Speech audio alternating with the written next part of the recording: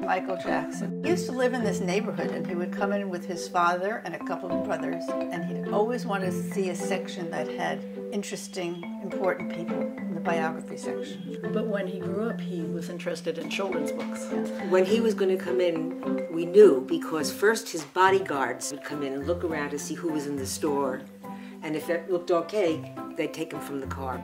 And when Bill Clinton comes in, he'll sign an autograph and talk to people. And the customers will come up to President Clinton and say, "Can I have a picture with you?" And he'll say, "Sure." And he'll hand it.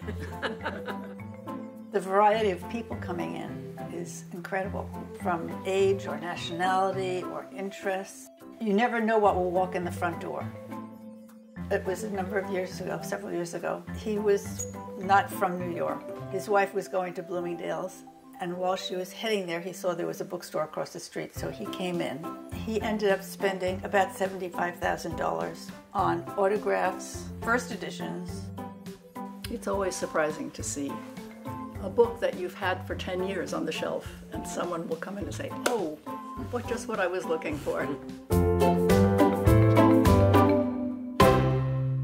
This section is interesting because they're all books from either the 1600s or the 1700s. And people often ask, "Oh, can I touch it?" "Oh, really?" It's exciting to hold a book that's 300 years old and turn the pages.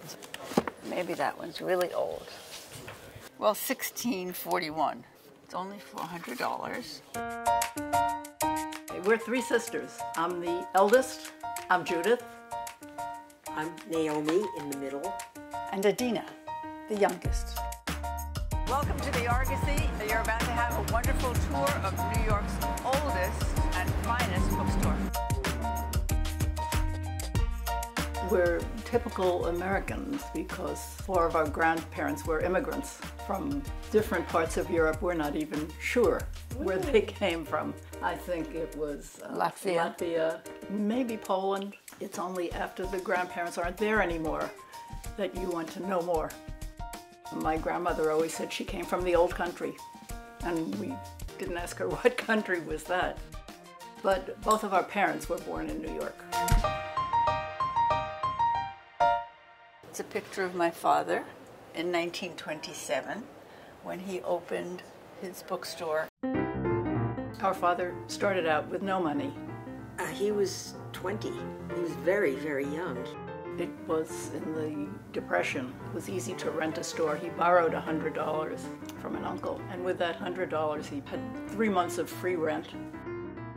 Before he opened the store, he had been buying books at auctions where they sold books in bundles. Yeah, and he would bring them home, put books under the table, they'd put books in the closet, in the kitchen, in the bathroom. When he brought all those books into the store, they looked like very little. So he put them on the shelf sideways, so they would take up more room with the front cover facing forward. We used to go with him to buy books and learn how to look. I went with him one day, and we went down to the Lower East Side, where there was a big Italian neighborhood, and the people were very friendly. We had some tea in the kitchen, and from there we came up to Beekman Place, and the lady of the house said to her butler, "Show them the books in the living room." She wouldn't talk to us or look to it. It was like the same morning, these kind of people and those kind of people, and it was fascinating. He was a very good buyer. He said it's not a good deal unless both sides are happy when it's over. He loved talking to people and negotiating, and so when he would look at a library, he would always say something good about it, whether he liked it or not, because this was important to the family. People who dealt with him always liked him before and after. Okay, we're going to go to 6. This is our precious elevator. It's one of the oldest in the city. I wish we don't speed. The way he got us in was because our mother said to him, "Do not ask him to come into the business," because kids say they're negative. We all thought it was our own idea. Yeah, so we all asked him, "Could we come in?" But I was first. I thought I would work here temporarily till I decided what I was really going to do, and I never left. 2 years later, Naomi asked, "Please, can I?" Yeah. And he said, well, I have to think about it. I mean, he really wanted us. But he said, no smoking, no chewing gum. She had permission to chew gum, and I didn't. I didn't have permission to chew gum. He told me Naomi can chew because she needs it. What? Yep. Because when I copied her, I wanted to work here. After my freshman year at college, I came to him and said, can I work here this summer? And he said, well, can you type? I said, no. He said, well, then we could pay you $40. So I went off and got a job somewhere else for $50. The next year I came back in the summer and said, well, now can I work with you? And he said, well, can you type yet? I said, no. He said, well, you're a little older, so we could make it 50. So I went somewhere else and got a job for 60. So by the time I got out of college, I was like drooling to get here. Come in. I see you've noticed my door. It's a collage made from the books that are damaged and we have to throw them away. We use all parts of the animal, so nothing gets wasted really. So this is the first editions department. This is my kingdom. They are the first editions of books as they were when they came off the press, as the author first held them in his or her hands. We just sold recently Moby Dick for $11,000. This is a protective box. It was published in paperback on very thin paper. You see, no one has read it because the pages aren't opened. But this is precious because copies were banned when it was first published and it was not permitted into the United States from France. Many people who've been coming here for years don't know that we have other floors. It's a 6-story building plus a basement and an elevator. The second floor, where we are now, is the print and map department. We have early maps and prints from every place in the world and every subject you can think of. If you want to see pictures of mushrooms, we have a mushroom folder. If you want to see pictures of lemons, we have a lemon folder. And maps of every state in the United States, plus every country. Yeah. Now, this is all original autographs by people who are famous. A tiny part of my stock is framed like this. This is signed by Thomas Jefferson, Salvador Dali, Charles Dickens, a signed photograph by the Russian astronaut Titov. Elton John, $600. His original record and his signed photograph.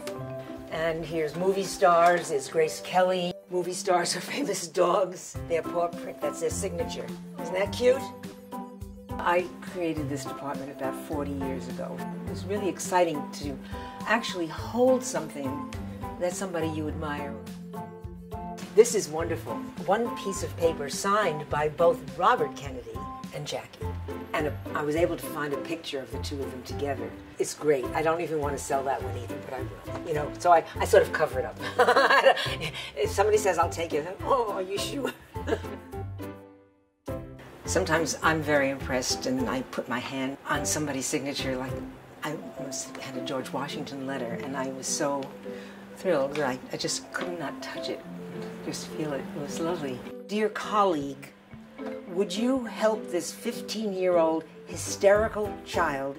So that's a beautiful thing. He wrote it in German. That's why I was reading it. This is $25,000. If he just said, Merry Christmas, Dr. Freud, it would be, you know, maybe $1,000. The content of the letter is what defines its price. And I was lucky because I started before autographs were fashionable. And so I got a head start from all the other dealers who then became autograph dealers. Cute Muhammad Ali. That's Baryshnikov. Yep. Each folder has several autographs in it. Who's this? Duranovic. Do you know who that is? I don't know who that is. A Yugoslavian politician, a friend of Tito.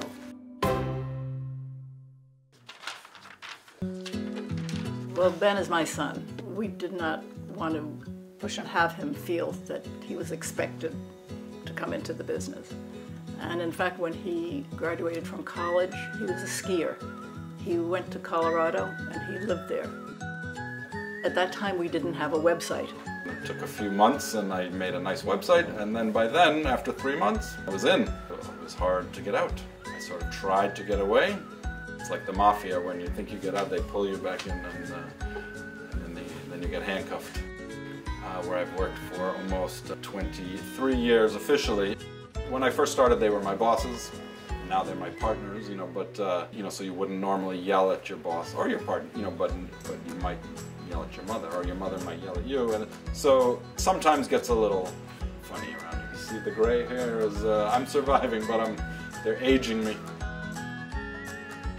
I learned from my mother first, also from Adina and Naomi, when I first started, and I'm still learning. I mean, I've been doing it a long time, and I think I know what I'm doing, but every day I learn something new. So I can't really give you a good on-the-spot example of what I've learned, but I swear I'm learning all the time. Yes, we do. We buy books selectively. It depends on what they are. How many books do you have? Sometimes you walk in a room and you look and you just know. You can look at a wall of books and say, I'm not interested. And you know there's not a single good book in there. You just get a feeling for it. How do you know all about the books? Time. Instinct. Well, that's how we learned, by going over libraries that came in with our father. I remember going into a home with him, and there was a wall of books, and he said, you don't have to look at every book. And we'd look at the shelf. He said, all these books, they're all by English authors, and they're all American bindings, so therefore they're not first editions, therefore, and so forth. So you really can see, without touching, many, many books. Anyone can sell a good book, but buying a good book is harder. You have to find it and then negotiate. But the books have emotional significance, and it's very important to see that they go to the right place. It's like placing a favorite puppy with the right home. I don't know where we got it from, but it's our logo, which we have had forever, because the Spanish galleon laden with treasures was called an Argosy. My father picked up the name. He also wanted the store to start with the letter A, so we'd be first in the list alphabetically in the telephone book. How many years it's in business? It's 100 next year. No, it's Isn't not. it? No. I keep saying that. I know you keep saying it, but it's not true. What is It it? was 1925. It could have been 25 or 27. We could say 25 if we could find out. That would be interesting. It doesn't matter, and nobody remembers, so we could say anything we want.